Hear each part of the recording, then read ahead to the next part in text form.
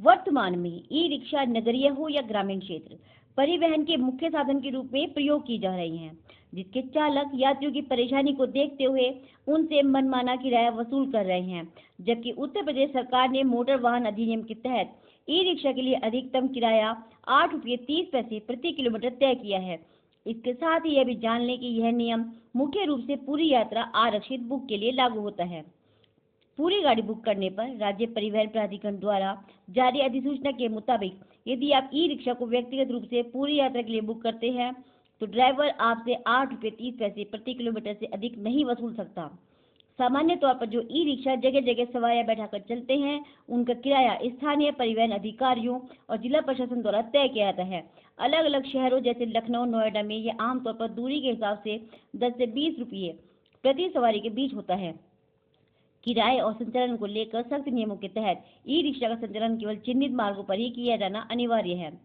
Driver का खुद का रिक्शा होना। नए नियमों के तहत ई रिक्शा माफिया, किराए पर गाड़ी चलाने वाले पर अंकुश लगाने के लिए ई रिक्शा का मालिक होना और उसे स्वयं चलाना अनिवार्य किया गया है। यदि कोई चालक तय सीमा से अधिक किराया वसूलता है तो आप इसकी शिकायत स्थानीय आरटीओ कार्यालय या यातायात पुलिस हेल्पलाइन नंबर 103 पर कॉल कर सकते हैं। प्रधान सचिव परिवहन एल वेंकटेश्वरलू द्वारा जारी अधिसूचना में कहा गया है कि मोटर वाहन अधिनियम 1988 की धारा 67 की उपधारा 1 के तहत दी गई शक्तियों का प्रयोग करते हुए किराया निर्धारित किया गया था। यह किराया संविदा वाहनों के रूप में संचालित होने वाले ई रिक्शा पर लागू होता है। मोटर वाहन अधिनियम 1988 की धारा 67 कहती है कि सड़क परिवहन को नियंत्रित करने का अधिकार राज्य सरकार को दिया गया है। विवरण स्पष्ट करते हुए राज्य परिवहन प्राधिकरण एसटीए के सचिव सगीर अहमद ने कहा कि नया किराया केवल पूरी यात्रा के लिए बुक किए गए ई रिक्शा पर लागू होगा, न कि उन पर जो यात्रियों को कई स्थान पर उतारते और चढ़ाते हैं। किराया अधिक वसूलने पर ई रिक्शा चालक के विरुद्ध जहां स्थानीय आरटीओ कार्यालय या यातायात पुलिस हेल्पलाइन पर शिकायत किए जाने का प्रावधान है, वहीं यदि ई रिक्शा चालक आपसे अभद्रता करता है तब उत्तर प्रदेश में ई रिक्शा चालक द्वारा अभद्रता, गाली गलौज या दुर्व्यवहार करने पर आप भारतीय न्याय संहिता की धाराओं के तहत पुलिस में शिकायत दर्ज करा सकते हैं। दोषी पाए जाने पर चालक पर मोटर वाहन अधिनियम के तहत भारी जुर्माना लगाने या उसका परमिट रद्द करने का भी प्रावधान है। ई रिक्शा चालक द्वारा अभद्रता की स्थिति में अपनाए जाने वाले कानूनी कदम और उपाय। तत्काल शिकायत। घटना के समय नजदीकी ट्रैफिक पुलिसकर्मी को सूचित करें या तुरंत 112 नंबर पर कॉल करके पुलिस सहायता बुलाएं।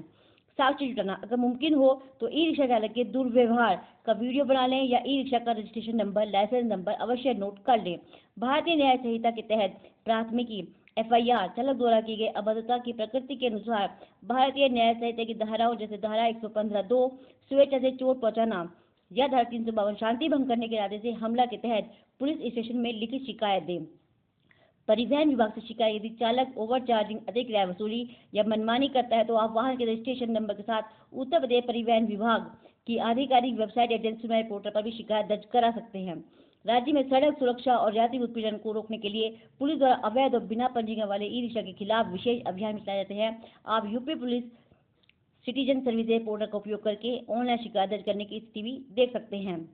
इसलिए परिवहन सुविधा के लिए ई रिक्शा का प्रयोग करें, किंतु स्वयं सभ्यता के दायरे में रहते हुए अपने सम्मान के साथ समझौता न करें। कानून का पालन खुद भी कीजिए और कानून के दायरे में ई रिक्शा चालकों को भी रखिए। कानून व्यवस्था सभी के लिए बनाई गई है और इसका पालन सभी के लिए आवश्यक है। इसका पालन करें और पालन कराएं। धन्यवाद।